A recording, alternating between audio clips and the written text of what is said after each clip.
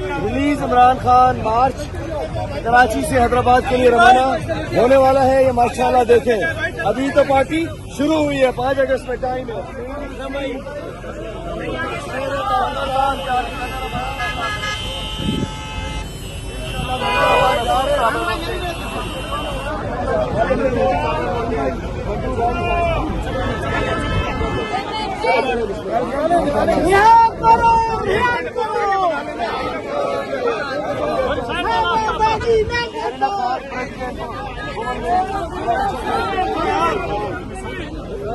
आगे साहब चलाओ गाड़ी।